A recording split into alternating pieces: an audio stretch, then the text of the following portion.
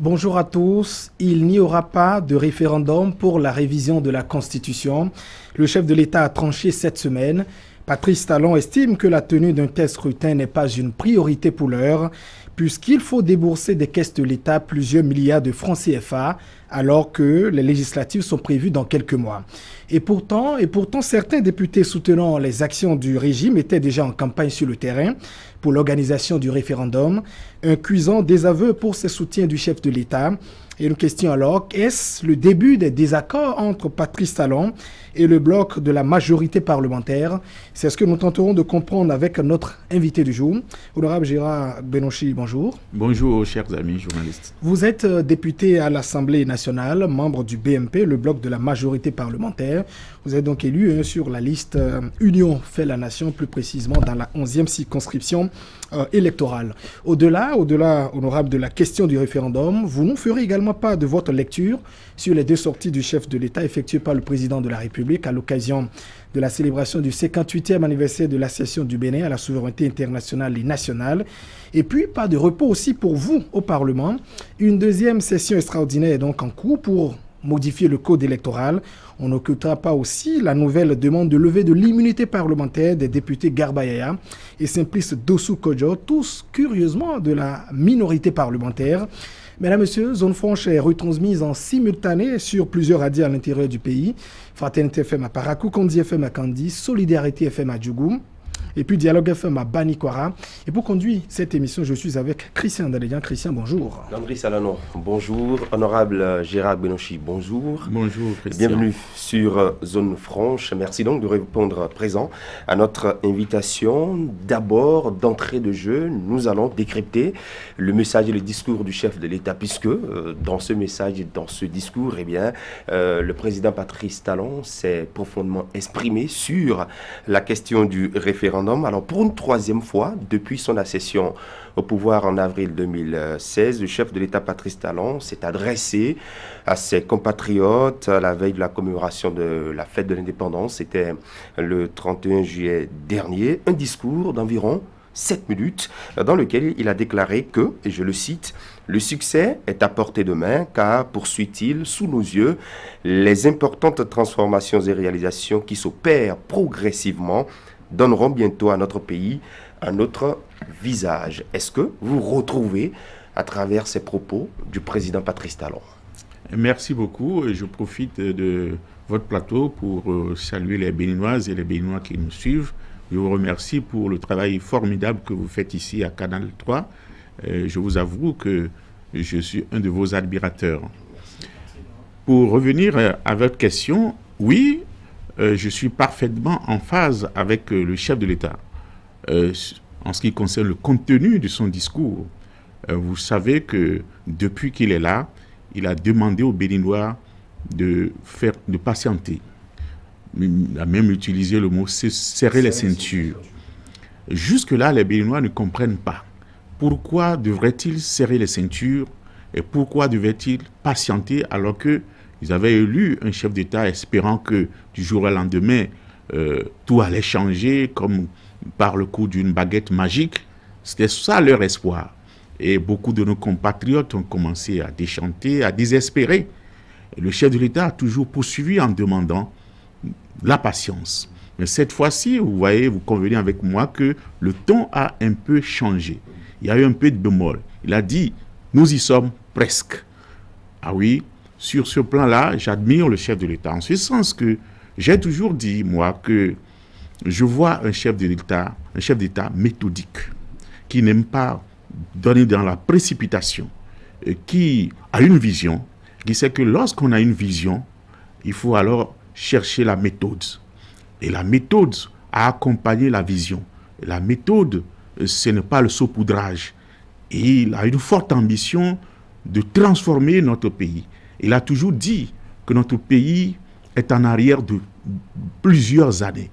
Et nous sommes dans un tel état que pour nous remettre le navire Bénin sur le chenal, il faut faire des réformes profondes. Et d'ailleurs, il a fait sa campagne sur le thème des réformes. Et quand il est arrivé, il a joint le geste à la parole et pour réformer, il faut penser, il faut réfléchir. Et puis après, arranger, ordonner. C'est comme ça.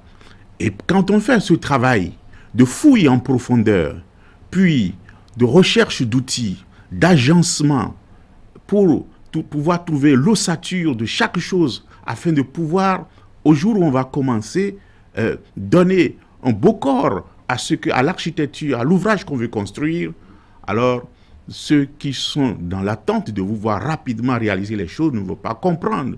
C'est comme quelqu'un qui va construire une maison à étage. Pour le construire, vous savez qu'il faut d'abord le plan architectural, il faut l'idée, il faut le design, il faut l'architecture, des armatures, tout.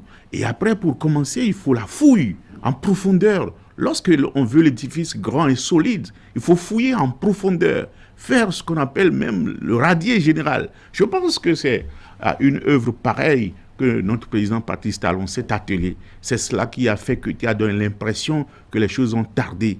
Mais pour nous, certains qui étaient proches et qui savions ce qui était en cours, le travail qui était en cours, nous disions le jeu en valait la chandelle. Nous avons vu faire dans ce pays qu'on a lancé des chantiers sans études. Nous en avons sous notre nez, là, juste après le pont de Porto-Novo, chaque jour quand nous on va à l'Assemblée. Ce gâchis, ce qui devait être notre siège. Quand nous regardons aujourd'hui, nous disons, et puis dans quel pays nous sommes où on peut se permettre d'aller engloutir des milliards? Et le rapport était accablant, qu'il n'y avait pas des études où des gens à qui on a confié des corps d'État ont eu à faire les études eux-mêmes. Donc, le chef de l'État, Patrice Talon, n'est pas de ceux-là. Vous savez que lui, c'est un manager. Et il a réussi au plan personnel. Donc, c'est cela, c'est cette méthode qu'il a apportée dans la gouvernance de notre État. Et aujourd'hui, il dit, tout y est presque. Il faut mobiliser les ressources. Les ressources, beaucoup de ressources ont été mobilisées. Il a dit dans son discours, et aujourd'hui, tout est achevé. Vous savez, en ce qui concerne l'asphaltage, les marchés sont signés. Et puis, si vous permettez, dans un instant. Oui, on a vu très dithyrambique, honorable, assez d'adjectifs. Est-ce que finalement, ça n'est pas un discours classique pour le chef de l'État? On se souvient de l'arrivée de Boni Yaye. On a laissé 200 millions dans la caisse de l'État.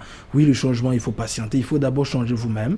Patrice Talon, le discours, visiblement, n'a pas changé. Patienter aussi. Finalement, on doit s'attendre à quoi, honorable? Non, je pense que ces deux méthodes, carrément... Non, c'est pas du discours, pas de la méthode. Oui. Ok, d'accord. Le discours, je ne pense pas qu'au temps de Boni Yaye, nous avions entendu un discours pareil, patienter. Je ne pense pas. Non, j'ai vu quelqu'un qui était arrivé au pouvoir, qui a voulu faire les choses rapidement, qui s'est jeté à bras-le-corps dedans, promettait ci, par là, à gauche, à droite. On promettait même 2 milliards, venez demain pour prendre. J'ai vu cela. Mais aujourd'hui, moi, j'ai vu que le discours qui a été prononcé par le chef de l'État actuel dit patienter, nous avons vu pourquoi il a demandé de patienter. Aujourd'hui, ce pourquoi il a demandé de patienter est en train donc de prendre corps. Il dit, c'est fini, nous y sommes presque. Je pense que ce ne sont pas les mêmes discours. Aujourd'hui, c'est autre chose carrément. Celui qui nous a dit de patienter a rassemblé tout ce qu'il faut presque. Il dit, nous sommes à mi-parcours. Nous avons utilisé peut-être la moitié du mandat pour apprêter. Oui, en cela, je dis, ça c'est la méthode du manager. On dit, quand un manager a une action à réaliser, il peut mettre 70% du temps à la réflexion, à la conception et 30% pour la réalisation. Et sur ce plan, je n'ai nul doute que le chef de l'État actuel va réussir. Alors, qu'est-ce que vous avez vu et qui, dans sa gouvernance depuis 2016 et qui aujourd'hui vous fait dire tout ce que vous venez de dire là, qui vous envoie être très admiratif du président Patrice Talon en matière de réalisation, en matière d'action engagée? Non, si je le dis, c'est parce que j'ai dit tout à l'heure, pour certains d'entre nous qui sommes proches, nous avons été conviés par le chef de l'État à aller rencontrer ceux qui travaillent, les hommes du BAI, du Bureau d'analyse et d'investigation, à Semen City pour nous exposer le point de réalisation du PAG. Je vous avoue qu'on a été sidérés de voir le travail titanesque, gigantesque qui a été abattu.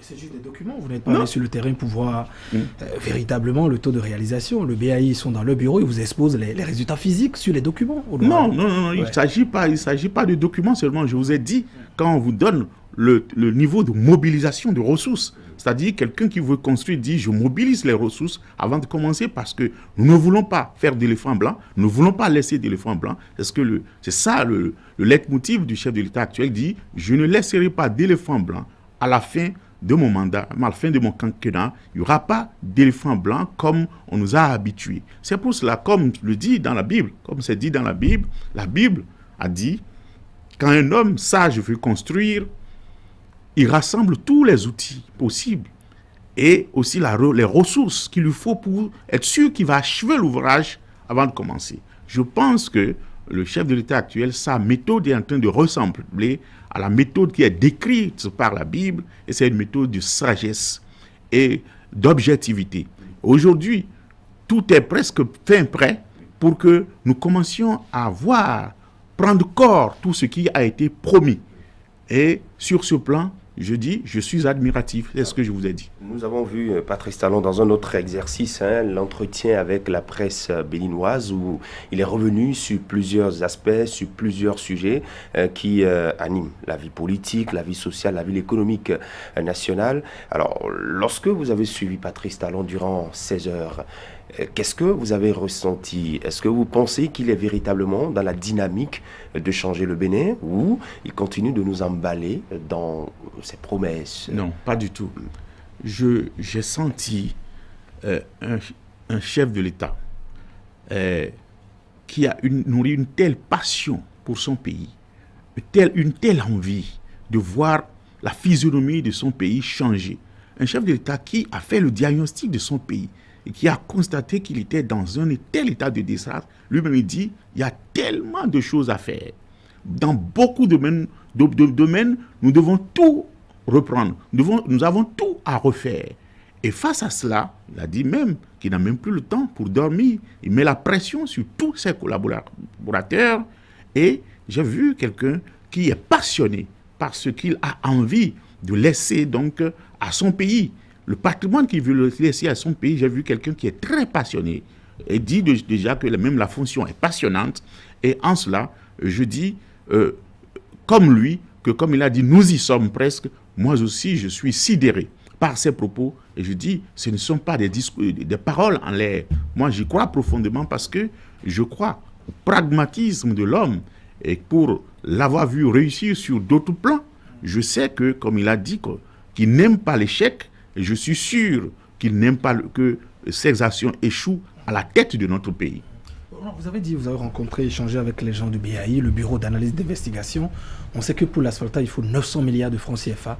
Combien ont-ils déjà mobilisé? Je pense que le chef de l'État vous l'a dit, qu'en ce qui concerne l'asphaltage, tout ce qu'il faut, c'est près de 300 milliards sont déjà mobilisés. Et pour commencer, donc, vous avez entendu ça, comme moi aussi. Et je pense, il a dit qu'il est vrai que nous sommes dans un contexte de rareté de ressources, mais de plus en plus, les bailleurs croient au Bénin, croient en la gouvernance du Bénin, étant donné que la méthode de rationalisation des dépenses publiques, la qualité de la gouvernance qui est mise en jeu, a fait que tous les indicateurs presque sont au beau-fils pour le Bénin. Vous savez, la notation qu'a faite l'agence de notation Standard & Poor's pour le Bénin, ces agences ne badinent pas. C'est des gens qui sont sérieux. Et quand ils disent quelque chose, vous devez croire parce qu'ils sont donc la référence internationale. Donc, de plus en plus, les bailleurs croient au Bénin. Oui, c'est vrai. Vous l'avez cru quand il a dit que les bailleurs croient au Bénin. On a vraiment d'investisseurs qui viennent chez nous. Non. Vous avez cru le chef de l'État? Ce n'est pas lui que je crois. Oui. Mais je sens la chose, même au plan international. Je vois la manière dont les gens s'intéressent de plus en plus au Bénin. Ce n'est pas moi, je ne l'apprends pas. Je ne l'apprends pas de la bouche de Patrice Talon. Oui. Mais depuis un certain temps, je sens que à chaque fois que le Bénin a envie d'aller sur le marché financier pour aller lever des fonds, le ministre des Finances est passé plusieurs fois à l'Assemblée nationale pour nous faire le point. À chaque fois, je pense que les objectifs sont souvent atteints. Même dernièrement, ils sont allés au-delà des objectifs qui étaient fixés, ça veut dire que les gens croient de plus en plus en vous, en vos capacités de remboursement. Lorsque vous vous organisez au niveau donc de la mobilisation des ressources internes, on voit que au plan interne, vous avez une telle organisation, une telle capacité de mobilisation de ressources internes qui vous permet de tenir vos engagements, les gens, et puis vous assainissez les finances publiques, vous engagez la lutte contre la corruption, tel que ça se fait actuellement, les gens commencent à avoir confiance en vous. C'est cela qui fait que quand vous allez en concurrence avec d'autres personnes sur les marchés financiers, on croit beaucoup plus en vous. Et puis la notation qu'a faite l'agence de notation vient aussi peser dans la balance. Lorsque vous avez des notations de ce genre, c'est que les gens croient en vous et facilement, vous pouvez lever des capitaux pour réaliser vos investissements. Vous êtes député à l'Assemblée nationale, ainsi donc vous avez également une circonscription électorale, une base, vous êtes au contact des populations qui, depuis le 6 avril 2016, ne comprennent pas les actions, puisque la méthode a changé, tout a changé. Est-ce que, lorsque vous repartez des années après, auprès de ces mêmes populations-là, vous avez senti quand même un changement en leur sein? Est-ce que le chef de l'État est en train d'être compris, ou est totalement compris, ou totalement incompris? Moi, je rentre souvent vers ma base. Et j'écoute quand je rentre, les gens viennent me visiter et me parlent. Et des personnes d'un certain âge, des jeunes viennent me parler et me disent, en réalité, le chef de l'État, Patrice Talon, il travaille. Ce qu'il fait est très important. Nous n'allons pas comprendre ça aujourd'hui. Sur quoi mise-t-il? Quels sont Mais ils ont un degré d'analyse autant que vous. Ce qu'il fait, ils savent que toutes les décisions qui sont en train d'être prises en ce qui concerne l'assainissement des finances publiques, ils savent que ça se fait pour eux. Des centaines de milliards d'économies qu'on est en train de faire juste par des décisions qu'on prend, ils apprennent. Ils sont pas des sourds. Ils entendent aussi à la télé, à la radio comme vous. Et à chaque fois, ils analysent, ils ont un degré d'analyse. Et ils nous disent ce qu'il fait aujourd'hui, surtout la lutte contre la corruption, à laquelle ils n'auraient jamais cru de leur vivant. Ils disent, ce que le monsieur là est en train de faire aujourd'hui, notre pays d'ici quelques années ne sera plus le même. Ça va changer. Nous y croyons. C'est ce langage que moi, mes militants, me parlent. Et c'est ce langage qu'ils tiennent. Et je suis convaincu qu'ils sont sincères. Je dis, tout le reste, c'est la politique politicienne. Même ceux qui sont les opposants, qui disent autre chose, dans leur fort intérieur, ils savent que c'est bon, ce qui se fait. Moi, je sais, je discute en aparté avec certains de mes collègues et je sais que le langage qu'ils tiennent publiquement devant micro et caméra n'est pas compatible avec leur fort intérieur. Et le langage que tiennent les membres du BMP, est-ce que c'est ensemble, eux et nous disons ce qui se fait. Vraiment, c'est bon. Mais nous savons ça. Mais il y a des langages politiques qu'on doit tenir parce qu'on ne doit pas apprécier son adversaire. Si vous l'appréciez trop, les gens ne sauront pas que vous avez une alternative. Ils ne porteront pas le choix sur vous. C'est cela, la politique politicienne. Bon, curieusement, peut-être moi, à mon niveau personnel, pour les quelques personnes que j'écoute, en tout cas, ça ne va pas beaucoup. Voilà, beaucoup se plaignent. Et j'ai une question à votre niveau. Alors, depuis 2016, l'arrivée de Patrice Talon, le niveau de sollicitation de vos administrés, de vos militants, est-ce que ça a diminué ou augmenté? Non, je pense, moi, je n'avais pas été député. C'est la première fois que je suis député. Mais avant cela, j'étais toujours suppléant, j'étais acteur. Les gens nous sollicitaient, mais je pense que de plus en plus, les gens nous sollicitaient. Pourquoi? Parce que la politique, nous avons traversé la politique. Au Bénin, nous avons montré aux gens que la politique, c'est de l'argent, il faut acheter les consciences. C'est cela, malheureusement, que nous avons inculqué à nos populations, ce qui fait qu'ils pensent que les acteurs politiques sont là pour régler tous leurs problèmes personnels de leur poche. Et c'est ce qui fait que les sollicitations sont de plus en plus nombreuses. Les gens vont jusqu'à vous appeler de leur champ pour dire « Je suis au champ actuellement et il me manque 2 sacs d'engrais. Comment tu fais pour moi? Fais quelque chose. Je suis à l'hôpital. Mon enfant est malade, il me manque de l'argent pour le soigner. Que fais-tu pour moi? On vient de renvoyer mon enfant de l'école. Que fais-tu pour moi? Vous voyez, nous avons, par cette mauvaise pratique, inculqué à nos populations que le politique est là pour régler personnellement leurs difficultés. Or, il ne devrait pas en être ainsi. Le politique est là pour contribuer à asseoir une bonne gouvernance, pour que cette gouvernance qui soit une gouvernance de qualité puisse utiliser les ressources publiques pour aller faire des investissements qui sont des investissements bénéficiaires à tous pour qu'ils puissent en jouir. Mais nous avons mal éduqué nos populations et ça va être difficile pour nous. Et puis c'est une œuvre à laquelle on doit s'attaquer pour retourner en arrière. Ça va être difficile, mais il le faut. Vous dites que les politiques ont travesti disons, la politique. Oui. Vous avez habitué les administrés, vos militants, à beaucoup d'argent. Est-ce que ce n'est pas parce qu'il y a depuis 2 ans, le niveau de vie s'est beaucoup plus abaissé, le pouvoir d'achat s'est beaucoup plus ramolli, qu'on vous sollicite davantage? Je vous dis que ce n'est pas depuis 2 ans. Non, je prends juste ce délai au minimum depuis 2007, depuis l'arrivée du régime, puisqu'on a soutien du BMP. Parce que les méthodes d'assainissement des finances publiques qui ont été donc instaurées par le régime actuel sont telles que l'argent facile ne circule plus, sont telles que ceux qui avaient la facilité de se distribuer des primes, ceux qui avaient la facilité de se partager l'argent public et qui injectaient cet argent public dans la population, ces sources sont taries.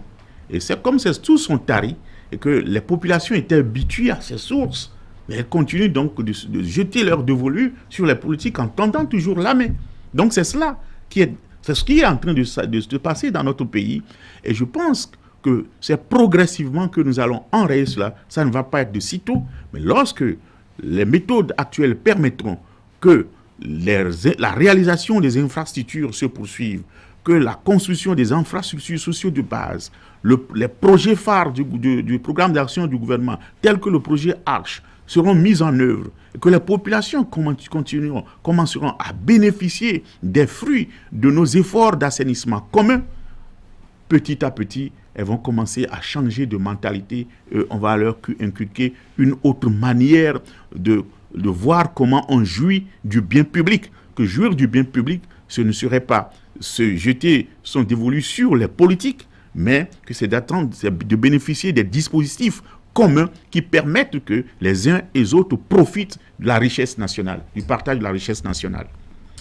Honorable Gérard Bénouchi, vous avez porté un projet, puisque vous êtes député membre du bloc de la majorité parlementaire. Vous et vos collègues avez porté un projet, la proposition de loi portant amendement de la Constitution.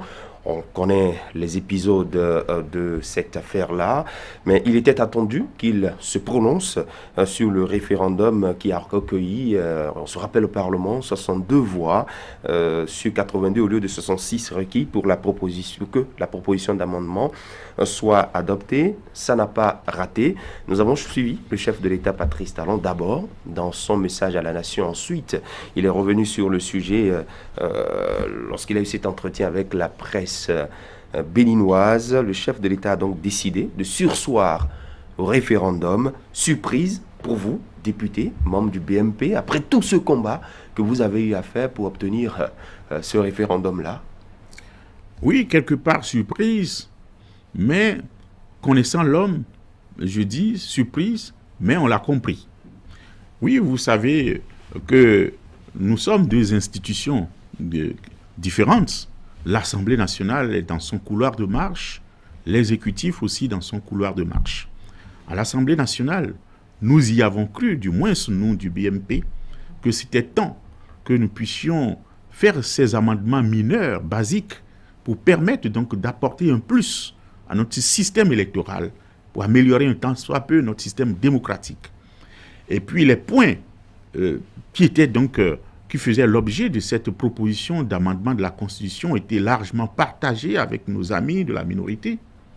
Largement, du moins dans la phase préparatoire, séminaire sur séminaire, nous croyons que nous partagions les mêmes points de vue. Mais j'avoue que nous avons été surpris par le changement brusque d'attitude de nos collègues d'en face lors du vote de la prise en compte et aussi lors du vote qui devait consacrer les 4/5e pour acter la révision de la Constitution.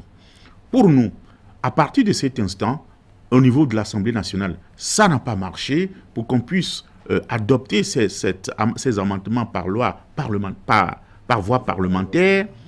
Et la loi prescrit, la Constitution prescrit que, en de pareils cas, le cas échéant, c'est le président de la République qui soumet à référendum le test qui n'a pas pu obtenir les 4/5e.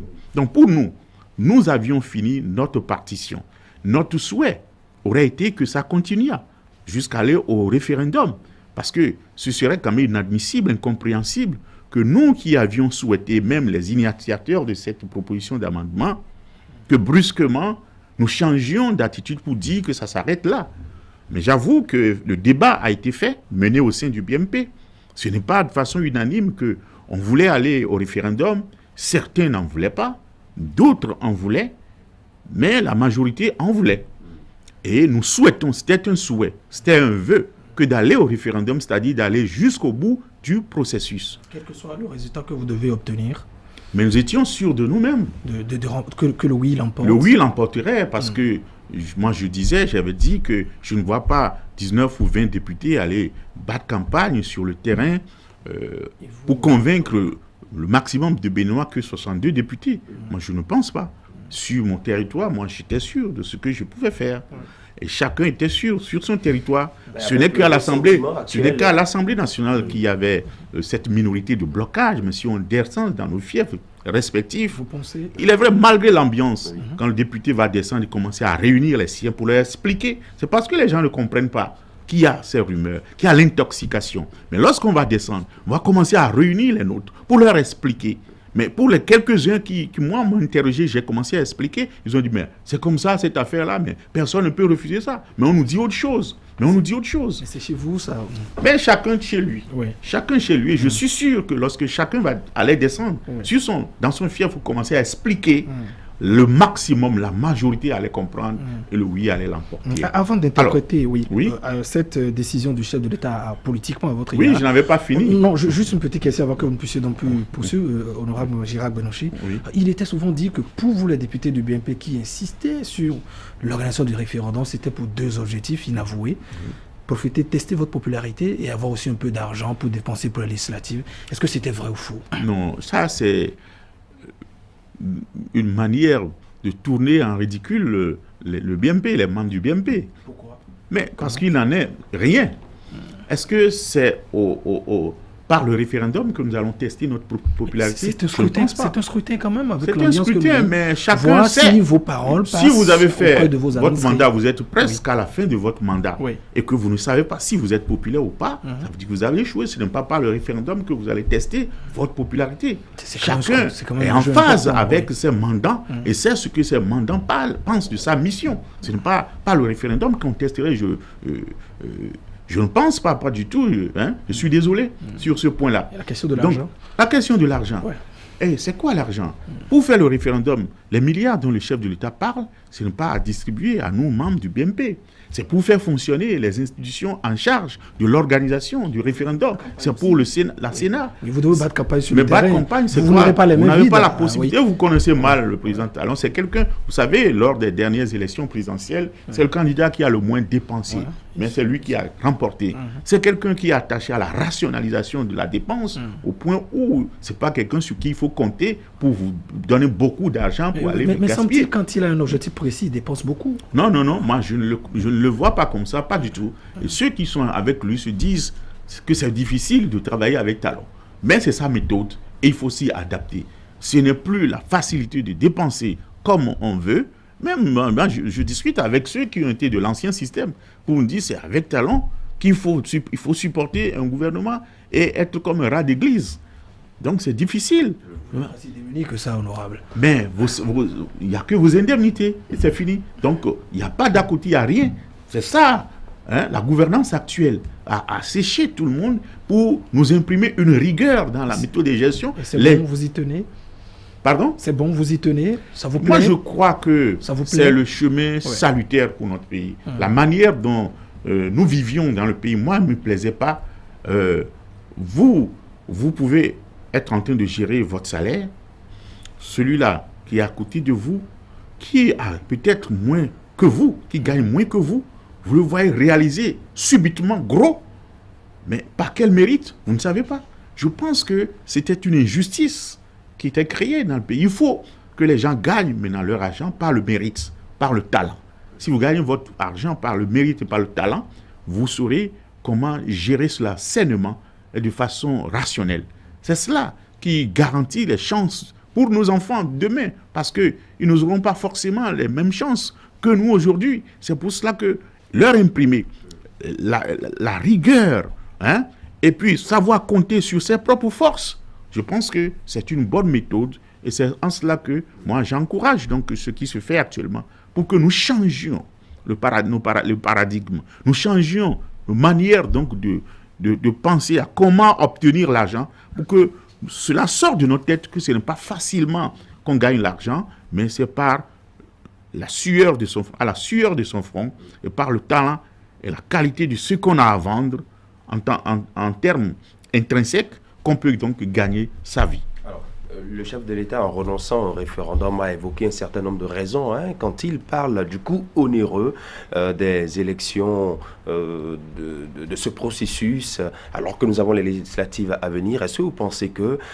cette raison avancée est juste et pertinente? Oui, j'enchaînais pour dire que l'Assemblée nationale, nous avons joué notre partition, mais le chef de l'État n'est pas l'Assemblée nationale. Lui, il est à côté de la marmite. Lui, il voit le fond. Lui, il a à mettre en confluence plusieurs paramètres. Hein? La pertinence d'abord des sujets objets de la proposition de la loi. Il n'est pas contre. Il est allé dans le même sens que nous, en justifiant que c'était des réformes pertinentes, des propositions pertinentes. Et point par point, il les a pris pour argumenter, pour dire qu'on avait besoin de ces réformes.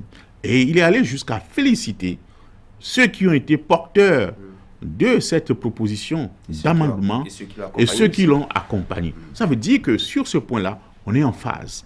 Mais maintenant, ça ne suffit pas pour lui en tant que dirigeant. Vous savez que c'est lui seul qui a été élu. C'est lui qui rendra compte aux Béninois à la fin de son mandat. Ce ne sont pas les membres du BMP qui rendront compte. Nous pouvions avoir des souhaits, des desiderata, mais ces souhaits, ces desiderata ne devaient pas faire marcher le chef de l'État qui, lui, il a un compte à rendre. Et nous avons pour objet, nous, de l'accompagner lorsqu'il fera ses choix. Quand il fait ses choix, nous l'accompagnons parce que lui réfléchit, l'analyse. Il met beaucoup de choses en confluence. Comme je l'ai dit, la pertinence, il ne refuse pas, mais les caisses de l'État, lui qui a ancré sa gestion sur la rationalisation des dépenses, il serait incompris, c'est ce qu'il a dit, que à quelques mois des législatives où on aura à engranger, à débourser beaucoup de milliards pour aller aux législatives, qu'à quelques mois, qu'il engage encore les finances publiques pour aller consulter le peuple sur quelques points mineurs, alors qu'on aurait pu régler cela par voie parlementaire pour économiser les ressources publiques. La mauvaise foi a fait que nous ne sommes pas parvenus. Eh bien oui, la mauvaise foi a fait que nous sommes... Et la politique politicienne est passée par là, nous n'y avons pas pu. Et lui-même, le chef de l'État a regretté cela. Il a dit, on aurait pu réussir cela, qu'il en serait heureux. Mais tel n'a pas été le cas. Donc lui, en mettant en facteur plusieurs paramètres, il est arrivé à choisir, à décider qu'il renonce à user de la prérogative que lui confère la Constitution de soumettre ces questions en référendum au peuple. Donc en cela, je dis, nous au BMP, nous devons prendre acte. Nous prenons acte et nous l'accompagnons dans ce choix qu'il a fait parce que nous ne sommes pas là pour aller contre ces propositions, nous sommes là pour l'accompagner. Et comme c'est lui qui a un mandat qu'il doit défendre, qui doit rendre compte au peuple, s'il réfléchit et il nous convainc, et là je pense qu'il nous a convaincus en disant, nous allons aux élections et nous n'avons pas engagé des milliards tout de suite, et puis quelques mois après, commencer alors que j'ai assis ma gouvernance sur la rationalisation des dépenses publiques. Alors, honorable, comment est-ce que le chef d'État peut vous convaincre? Est-ce que les 60 députés n'avaient quand même pas perçu cet aspect lorsqu'ils insistaient sur l'organisation du référendum? Vous savez déjà que Patrice Talon, c'est la rationalisation des ressources. Mais est-ce qu'il avait besoin de vous le dire avant de dire, Monsieur le Président, ça n'est pas bon cette affaire? Oui, comme je l'ai dit, nous ne sommes pas sur la cagnotte. Seul celui qui est sur la cagnotte qui peut dire oui, nous le pouvons en l'état actuel de nos finances ou nous ne le pouvons pas. Mais nous avions le souhait. Et puis, j'avais dit que nous serions incompris, même inconséquents avec nous-mêmes, que nous qui avions initié donc cette proposition d'amendement de la Constitution que chemin faisant, nous repoussions un chemin pour dire on ne va plus au référendum parce qu'on nous l'a imposé. Nous n'avions pas au départ pensé au référendum puisqu'on avait cru qu'on allait régler ce problème à l'Assemblée nationale. Mais nos amis d'en face nous ont imposé le référendum au peuple. C'est eux qui ont voulu qu'on engage les ressources publiques et nous avions dit si c'est pour faire avancer, si c'est pour faire avancer. Qui a introduit la proposition d'amendement, honorable. Non, ce n'est pas la minorité qui a introduit la proposition d'amendement. Non, en acceptant de nous accompagner jusque-là, lors des séminaires, nous sommes tombés d'accord. Comment je prends les points un à un, il y a des points sur lesquels, par exemple, la promotion de l'élection des femmes. J'ai vu des femmes de la minorité à des séminaires qui sont passés sur nous pour nous supplier d'intégrer cela dans les réformes. Et nous avons accepté. J'ai été aussi surpris de les voir voter contre. Et j'ai dit, mais qu'est-ce qui se passe? C'est vous qui nous aviez demandé de faire cela. Mais pourquoi vous votez contre? Ils ont dit, notre parti n'en veut pas. Ça veut dire qu'eux-mêmes, eux-mêmes, ils sont convaincus que c'est ce qu'il faut. Mais comme le parti a refusé et a dit de ne pas faire, même étant convaincu que c'est ce qui est bon pour la République. La minorité a manqué de réalisme à un moment donné. Mais oui, parce qu'ils sont convaincus que c'est ça qu'il faut pour notre pays. Et c'est ensemble que nous l'avons décidé, point par point. Mais est-ce que vous n'avez pas mal négocié?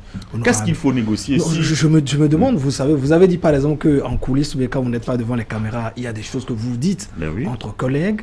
Mais comment vos négociateurs en chef ont-ils conduit les négociations pour que vous ne puissiez pas obtenir 66 voix? Vous étiez à 62, on aura 4 voix. Je vous ai dit que avant que d'aller en plénière, d'aller le jour-là, pour rentrer en salle, nous discutions. Et j'ai dit que presque beaucoup nous ont convaincus que c'est pertinent.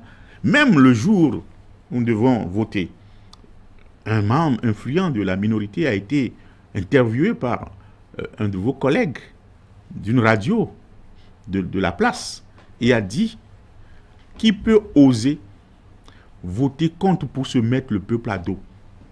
Ça là, c'est des sujets, des points pertinents. Personne ne peut oser voter contre ça pour se mettre le peuple à dos. Vous, politique, est-ce qu'à ce niveau, vous devez peut-être... J'ai entendu cela. Jusqu'à ce niveau. J'ai entendu cela. Et pire, à l'intérieur, une fois le rapport exposé, vous savez qu'il y a la phase du débat général. Pendant la phase du débat général, j'ai vu des éléments de la minorité prendre la parole pour argumenter point par point la pertinence des 4 points et dire, pour ça, je voterai pour. Mais quelques minutes après, je les ai vus en train de mettre le rouge. Moi, j'étais éberlué, étonné le jour-là. Il dit, mais qu'est-ce qui se passe? Peut-être que c'est à l'Assemblée nationale. C'est à l'Assemblée nationale. Oui, c'est à l'Assemblée nationale, le haut lieu de la politique. C'est là qu'il faut voir cela. Et ce qui m'a été servi, c'est que moi, c'est ce que j'ai voulu faire. Mais mon parti n'en veut pas. Alors, je dois aller aux élections sur la liste de ce parti. Si je fais autre chose, ils vont m'éjecter. Un peu comme vous avez souhaité aller au référendum, le chef de l'État a dit, je n'en veux pas, vous êtes tenu à ça. Oui, c'est ça. Oui. Ça. Voilà, donc, nous aurions souhaité aller au référendum, mais le chef de l'État a dit, non, bon, on se plie, on prend acte. Mais en attendant la décision du chef de l'État, est-ce que vous étiez déjà en campagne? Pas en campagne. La campagne, vous avez sur le terrain. Les textes prévoient la période de la campagne électorale. Et jamais le corps électoral. Est-ce que vous étiez en pré-campagne? Jamais le corps électoral n'a été convoqué pour campagne. Est-ce que vous étiez en pré-campagne, honorable? Non, on était en sensibilisation. On devait sensibiliser l'opinion publique au cas où ça adviendrait, que l'opinion puisse accompagner, que nos militants puissent accompagner. Donc c'était ça, il n'y avait pas de campagne, il n'y avait pas de pré-campagne, il n'y avait rien. Alors avec cette décision, ce choix du chef de l'État, est-ce que ça ne vous fragilise pas un peu au sein du bloc de la majorité parlementaire? Et est-ce que ce n'est pas un revers pour vous vis-à-vis de vos collègues députés de la minorité parlementaire? Nous ne pensons pas du tout que ce soit un revers pour nous. Nous pensons plutôt que nos amis de la minorité ont mal joué. Ont mal joué en ce sens que c'est eux qui criaient que après qu'ils ont infligé l'échec au niveau de la voie parlementaire et que la voie référendaire s'imposait, c'est eux qui ont commencé à intoxiquer sur tous les réseaux sociaux que ce ne serait pas bon d'aller au référendum pour aller engloutir les milliards de la République. Et quand le chef de l'État a pris la décision de les suivre. Oui. Je les vois encore dire, mais c'est parce qu'il sait qu'il va échouer, qu'il a bifurqué, qu'il a rebroussé chemin. Vous dites à quelqu'un, ne prends pas la gauche, il faut prendre pas la route de la droite. C'est là le salut. Et la personne vous écoute. Prends pas votre voix, vous dites, c'est parce que vous savez qu'il y avait un lion là-bas que vous avez retrouvé. On ne vous trouve pas conséquent. Est-ce que finalement Patrice Talon n'écoute pas la minorité plus que vous? Non, pas du tout. Est-ce qu'il ne se dit pas, c'est pas la minorité, c'est la minorité qui me dit plus la vérité que le BNP? Sur combien de points vous avez vu normalement, on a un élément qui nous confronte dans notre position. Sur cet élément seul, je vous ai dit les paramètres qui ont guidé le chef de l'État à opérer son choix. Et lui-même, il a dit les paramètres. Il a dit, je ne trouve pas prioritaire, au vu des nombreux défis que nous avons à relever. J'ai à donner de l'eau à tous les Béninois, l'électricité, j'ai à construire les routes. Donc, et puis je suis en train de rationaliser les dépenses, de mobiliser les ressources pour ça. Je ne trouve pas prioritaire d'engranger beaucoup de milliards rien que pour aller consulter le peuple sur des questions mineures. Donc le temps viendra peut-être, nous ne sommes pas prêts. Ça viendra un jour, mais je suis sûr que c'est pertinent, mais ça viendra un jour. Voilà les raisons qui l'ont fondé à prendre cette décision, non pas qu'il ait voulu suivre une quelconque minorité que ce soit. Vous avez dit à Christian tout à l'heure que ce n'est pas un désaveu. D'abord, le BNP, vous n'êtes pas parvenu à obtenir à Patrice Talon les 66 voix au Parlement, déjà un échec. Et pire encore, il vous dit non, je ne vais pas au référendum. C'est quand même un désaveu cuisant, un revers. Pas du tout. Comment pouvez-vous dire que c'est nous qui allons obtenir 66. Nous sommes 62. C'était une proposition de loi. Nous sommes c'est vous qui l'avez et je vous ai dit, nous n'allons pas obtenir, nous avons même convaincu nos amis de la minorité pour que nous soyons ensemble. Et pour cela, nous avons fait d'énormes sacrifices parce que la proposition initiale comportait beaucoup d'autres points.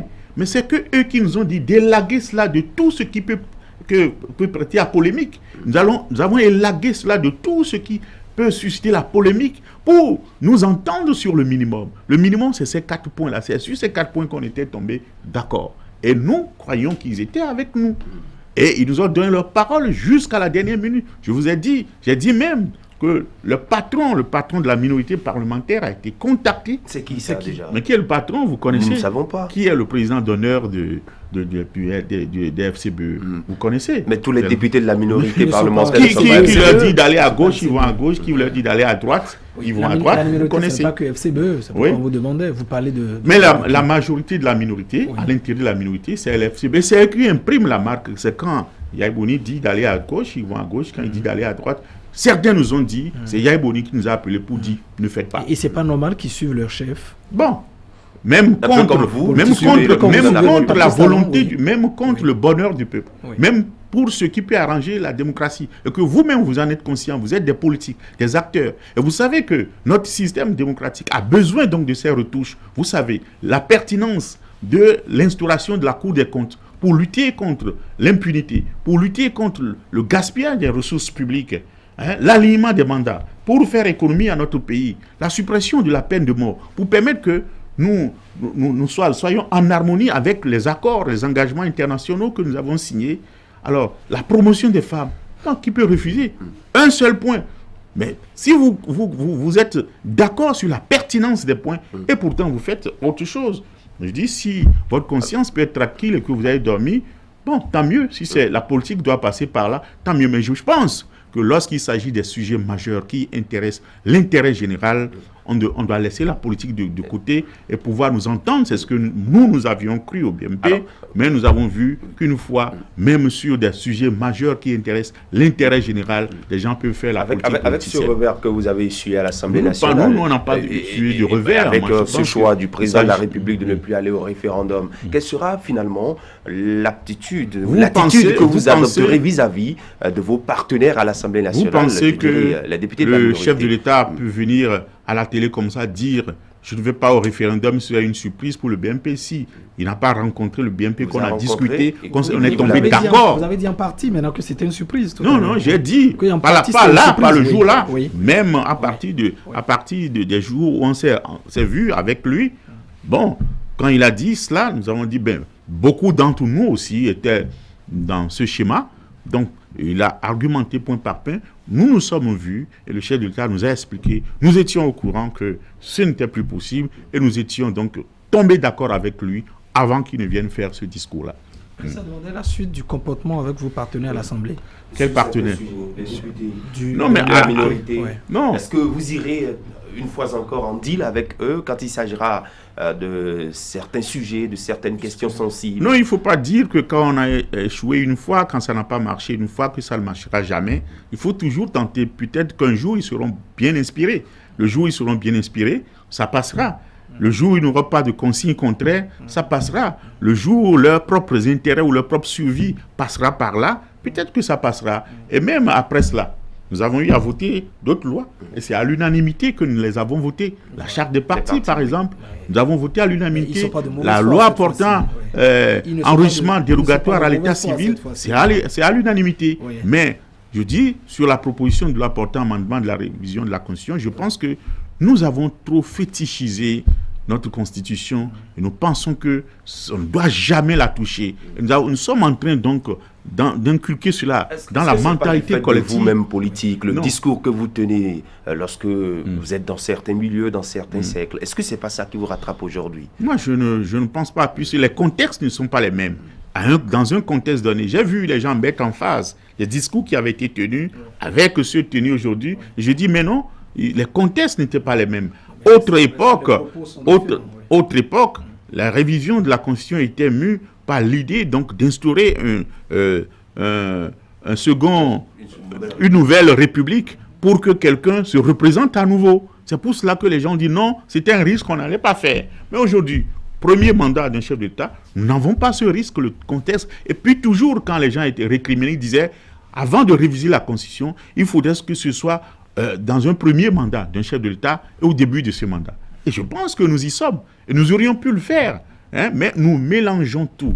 Je dis toujours que la Constitution, pour moi, c'est comme un édifice. C'est comme un édifice. Et la Constitution elle-même a prévu en son sein les poteaux porteurs qu'on ne doit jamais réviser. A dit, par exemple, la forme républicaine. Aucune révision ne peut porter là-dessus. La laïcité de l'État. Le mandat présidentiel de 5 ans renouvelable une fois. Aucune révision. Donc la Constitution elle-même a prévu les poteaux qui ne peuvent pas être touchés. Mais tout le reste peut être touché pour embellir la bâtisse. C'est comme si vous êtes dans votre bâtiment ici, et puis quand une ampoule se grille, on dit changer l'ampoule, vous dites non, ne touche pas. Donc une canalisation se bouche, l'eau ne passe plus, ou l'eau commence à suinter quelque part, on dit il faut réparer, vous dites non, ne touchez pas. Quand vous faites cela, vous pensez que vous aurez encore le confort du bâtiment. Il y a un jour où vous serez dans l'obscurité, ou bien que l'eau va vous envahir, ou bien les gaz vont vous envahir. Ce serait ça. Alors, au nombre des raisons énumérées par le chef de l'État pour décider de ne pas organiser le référendum, il a parlé aussi de